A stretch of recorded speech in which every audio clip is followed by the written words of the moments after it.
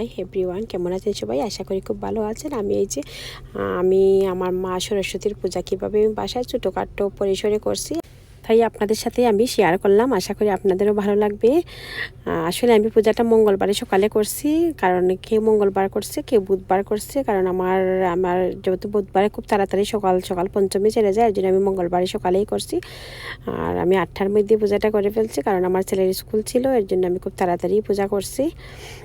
একদমই ক্ষুদ্র পরিসরে, একদম ছোটোখাটো আয়োজন আমার আপনাদের সাথে শেয়ার করলাম। আশা করি আপনাদেরও ভালো লাগে একটা লাইক শেয়ার একটা কমেন্ট করবেন প্লিজ। এই যে আমি কিভাবে পূজাটা করছি আমি আপনাদের সাথে শেয়ার করলাম। প্রথমে মা সরস্বতীকে স্নান করে এনেছি, তারপরে মা সরস্বতীর ইয়েলো যেহেতু ফেভারিট মার কালার, এর জন্য ইয়েলো একটা কাপড়ের মধ্যে মারে বসাইছি। তারপরে সাদা ফুলও মার খুব ফেভারিট, সাদা এবং হলুদ, এর জন্য মাকে সাদা ফুল দিয়ে পূজাটা করলাম। ইয়েলো কাপড়ের মধ্যে বসাইছি এবং সাদা ফুল মার চরণে নিবেদন করলাম। ফুলগুলোকে শুদ্ধ করে নিচ্ছি, চন্দন লাগিয়ে নিয়েছিলাম আগে। তারপরে মা সরস্বতীর যেটা আমার ভোগ দিই, খই, দই, চিরা, দুধ, নারিকেল, এই বুকটা কিন্তু খাইতে অনেক স্বাদ হয়, আমার খুব ভালো লাগে এটা। সরস্বতী মায়ের পূজার যে বুকটা খুব খুব সুস্বাদু। এই যে মার বুকটা আমি দিয়ে দিলাম, খই, দই, চিরা, তারপরে চিনি, কলা সব। তারপরে একটু চন্নামৃত রেডি করে নিচ্ছি,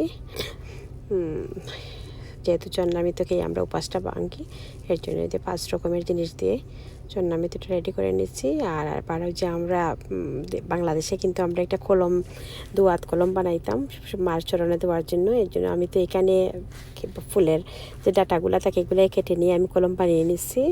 আর যে দই আর দুধ দিয়ে দোয়াতটা বানিয়ে নিচ্ছি। এই যে এটা মায়ের চন্নামৃত, এটা দোয়াত। তারপরে যে মায়ের বুক 5 রকমের ফল দিছি, একটু একটু করে দিই, কারণ এখানে তো আর প্রসাদ খাওয়ার কেউ থাকে না, এর জন্য একদমই অল্প করে দিই। আর এই যে মায়ের বুকটাও রেডি করে নিচ্ছি। তারপরে আমি একটু মায়ের জন্য একটু খিচুড়ি রান্না করব, বোনা খিচুড়ি, কারণ একদমই আমার সময়ও নাই, এর জন্য অঞ্জলি দেওয়ার জন্য আমি রেডি করে নিয়েছি কী কী লাগবে, ফুল, বেলপাতা, আতপ চাউল, তিল, অর্তকি, এগুলা। তারপরে যে মার বুকটা নিবেদন করে নিলাম, জল বুকটা মার নিবেদন করে দিছি।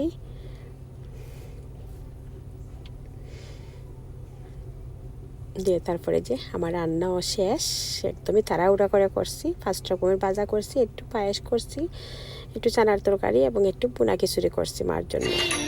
তারপরে আমি সরস্বতী যে পাতালিটা আছে পাতালিটা করে নিয়েছি, নিয়ে যে একটু মার সামনে একটু আরতি করে নিলাম পঞ্চপ্রদীপ দিয়ে।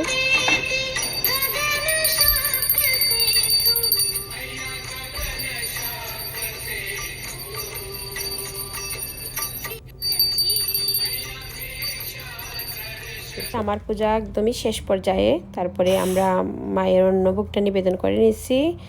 অন্নভোগটা আমরা অঞ্জলিও নিয়ে নিছি অলরেডি। অন্নভোগটা নিবেদন করে একটু ওয়েট করছি, তারপরে আমি ভোগটা ছুটাই নিছি। এই যে আমার বাসার পূজা খুব সুন্দর মতোই সম্পন্ন হয়েছে।